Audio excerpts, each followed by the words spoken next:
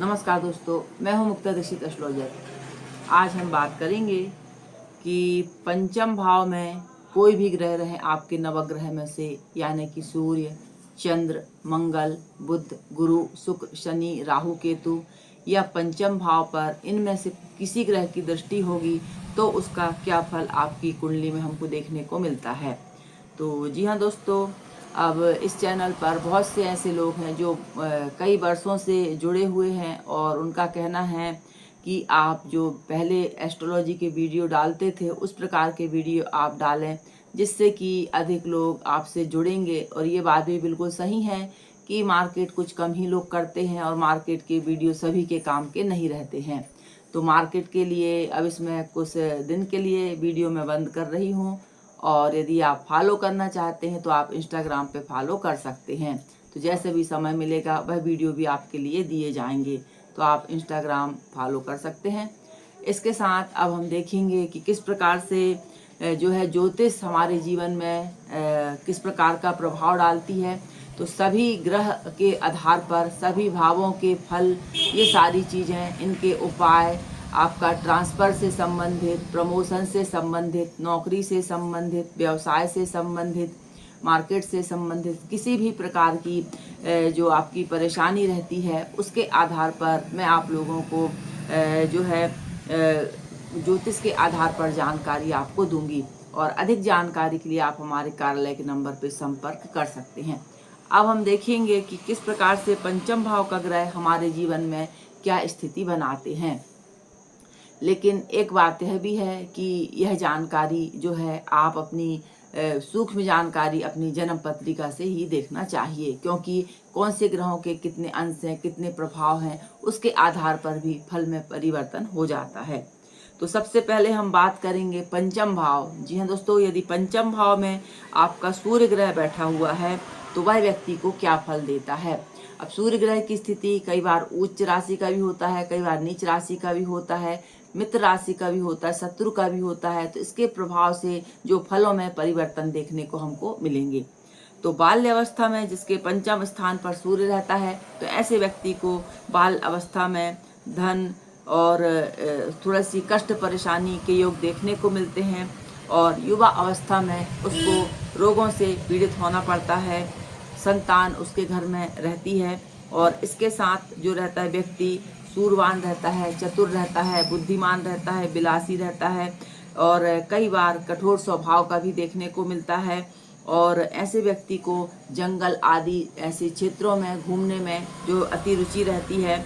और कई बार ऐसा व्यक्ति ग्रह स्थिति जैसी भी हो तो कई बार अधिक जो है आध्यात्म से भी विमुख कई बार होता है, परदेश में रहने वाला होता है, शुभ ग्रह की स्थिति पड़ जाती है तो ऐसा व्यक्ति जो रहता है देवताओं का भक्त भी हो जाता है। इसके साथ कई बार अशुभ ग्रह के प्रभाव में आ जाता है तो ऐसे में कई बार संतान हानि की स्थिति भी बनती है, संतान को कष्ट भी होता है और व्यक्ति को रोग आदि से पीड़ा भी देखने को मिलती है। और यदि सूर्य उत्तम रहता है तो सभी प्रकार के सुखों में बढ़ोतरी कर देता है।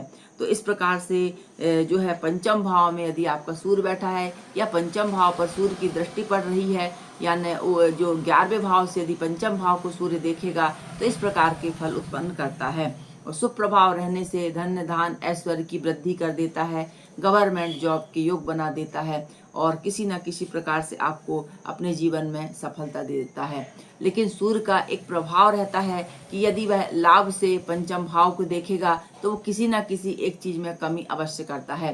धन, संतान और कार्य, इनमें से किसी एक चीज में किन्हीं एक चीजों को ज्यादा दे देगा तो एक चीज में कुछ कमी कर देता है। ऐसे इसके प्रभाव शास्त्रों में वर्णित हैं, और जब लोगों की पत्रिकाएं देखी जाती हैं तो इस प्रकार के प्रभाव भी देखने को मिलते हैं। अब हम बात करेंगे पंचम भाव पे चंद्रमा का क्या प्रभाव हमको देखने को मिलता है। तो जी हाँ दोस्तों, चंद्रमा एक तो मन का कारक होता है।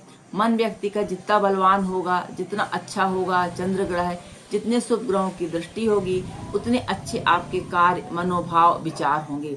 और जितना चंद्र आपका कमजोर होगा उतने ही आपके स्वभाव, मन, ये सारी चीजें बाधित होती दिखाई देती हैं। तो इसके साथ अब हम देखेंगे कि चंद्रमा क्या असर करेगा। पंचम भाव पे यदि चंद्रमा है और पंचम भाव पे चंद्र की दृष्टि है, शुभ प्रभाव में रहेगा तो सुख ऐश्वर्य, इन सब चीज़ों का भोग देगा।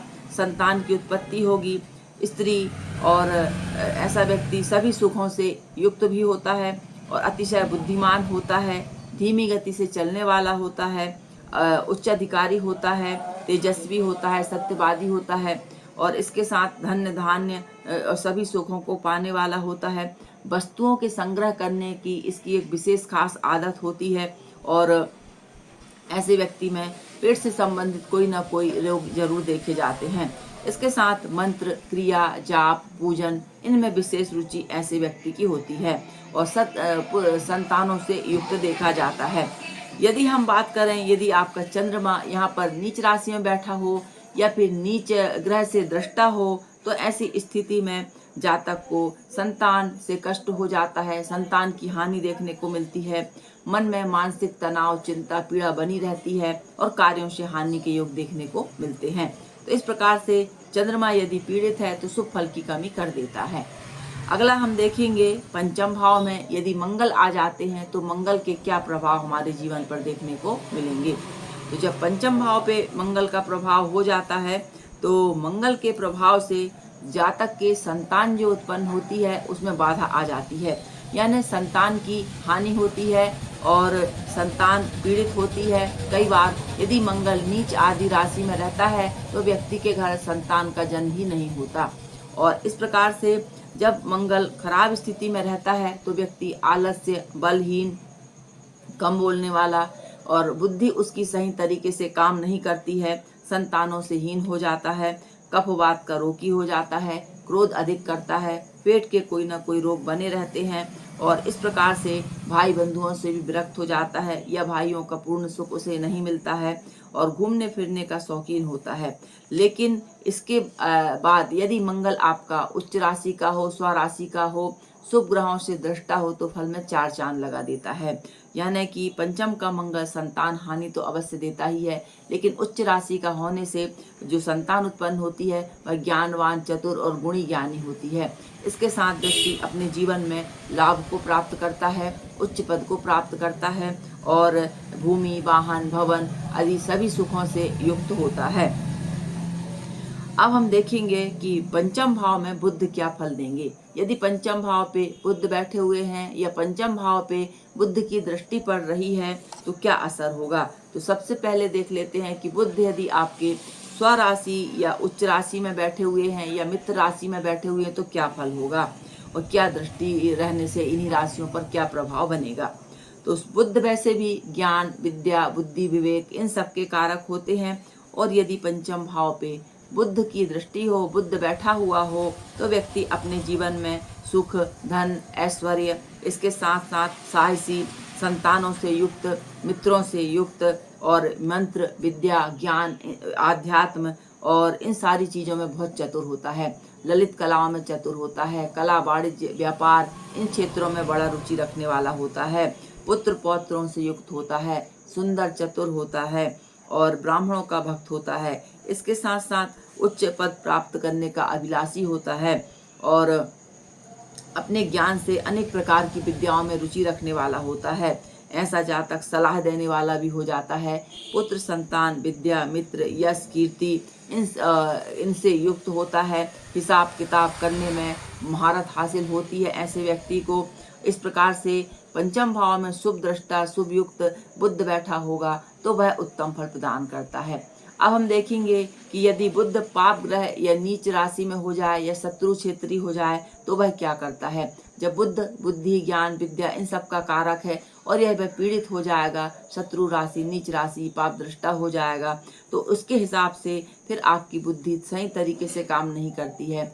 आपको जो भी कार्य करते हैं उसमें हानि की संभावना बन जाती है। भ्रम आपके मन में बना रहता है।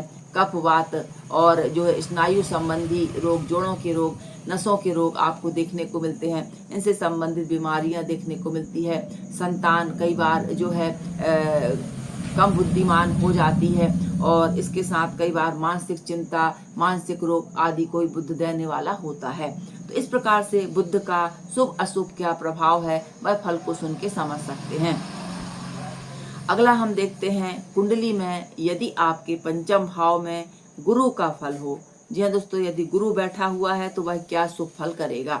यदि पंचम भाव में जब गुरु आ जाता है, गुरु ज्ञान के प्रतीक होते हैं, कार्य के प्रतीक होते हैं, आध्यात्म के प्रतीक होते हैं, अनेक प्रकार से विद्याओं के प्रतीक होते हैं, राजा, मंत्री, उच्च पदों पर पहुंचाने वाले, बैंक, बीमा आदि इन सारे कार्यों के जो कारक होते हैं वह बुध ग्रह होते हैं। जब बुध ग्रह शुभ ग्रह से युक्त होते हैं तो ऐसा व्यक्ति जो रहता है राजप्रिय हो जाता है, नेता मंत्री बनता है, धर्म को विशेष महत्व देता है, सुख शांति, आचार विचार और जो है सभी से युक्त होता है। इसके साथ साथ जो पंचम भाव का गुरु रहता है, व्यक्ति को सभी सुखों से युक्त बनाता है, उत्तम विद्या भी देता है। लेकिन गुरु यदि अशुभ प्रभाव में रहता है तो इसके प्रभाव से फिर व्यक्ति की बुद्धि कई बार काम नहीं करती है। यदि वह नीच आदि राशि में हो जाता है, पाप ग्रहों से युक्त हो जाता है, तब ऐसी स्थिति बनती है। तो व्यक्ति की थोड़े से शुभ फलों में वह कमी कर देता है।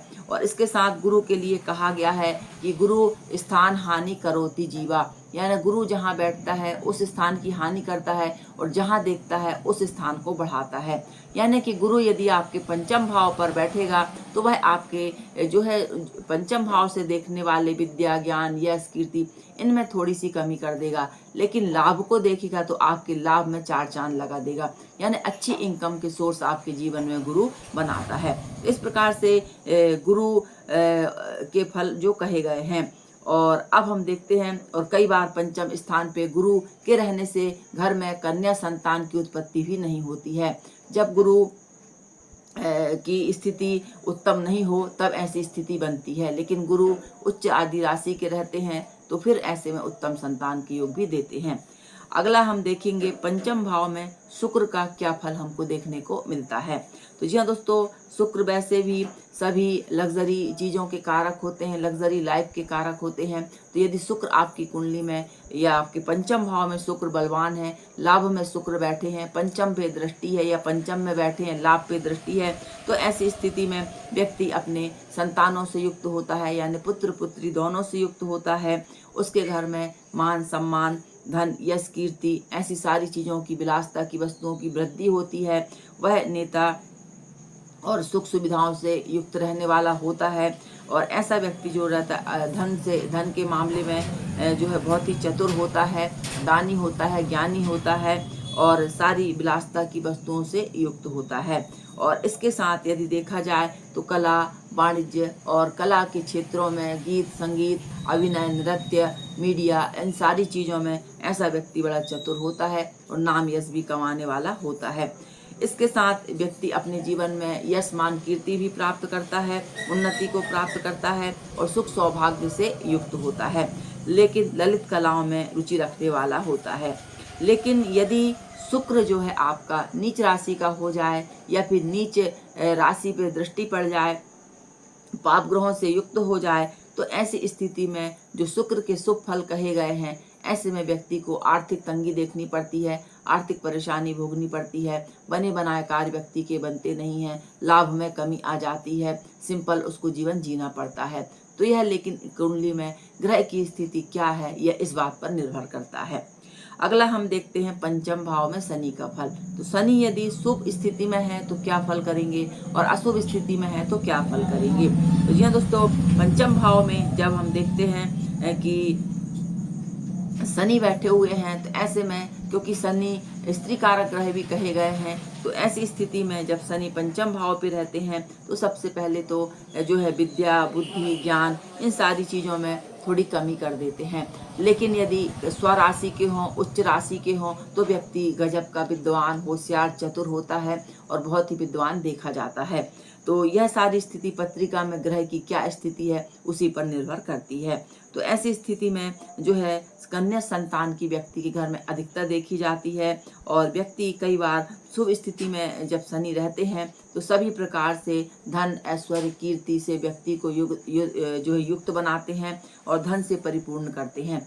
लेकिन यदि जो शनि ग्रह हैं वह किसी भी प्रकार से नीच राशि में हैं, अस्त हैं या फिर पाप ग्रहों से युक्त या दृष्ट हैं, तो ऐसी स्थिति में संतान की हानि भी होती है, धन की हानि भी होती है, बुद्धि की हानि भी होती है। और इसके साथ व्यक्ति जो भी कार्य करता है व्यक्ति उसमें कई बार व्यक्ति कुरूप भी देखा देखा जाता है। इसके साथ द्रव्यहीन हो जाता है, आलसी हो जाता है और कई बार एक ही बात को बार बार कहने वाला भी हो जाता है। तो इस प्रकार से जब शनि पंचम में रहते हैं तो इस प्रकार के जो है फल उत्पन्न करते हैं। अगला हम देखेंगे राहु।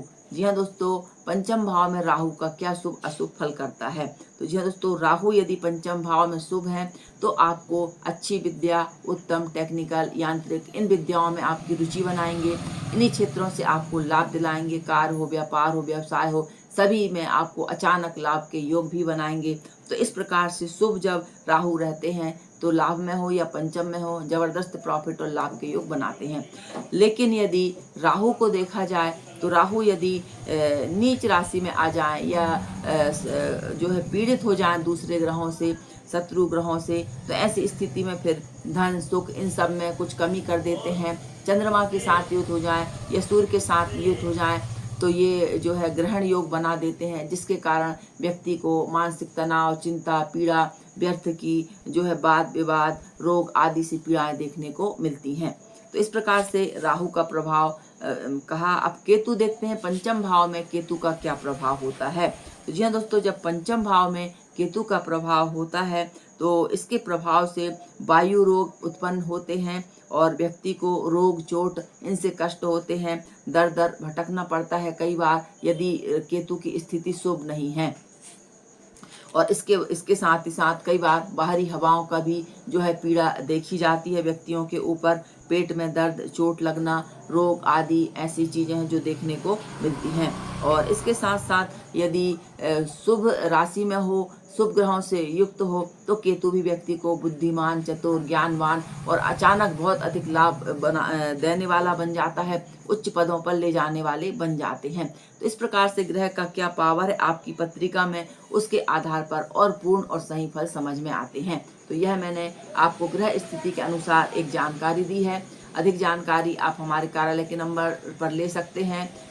जन्म कुंडली, हस्तरेखा, रत्न, वास्तु और मार्केट के लिए कार्यालय पे आप संपर्क कर सकते हैं।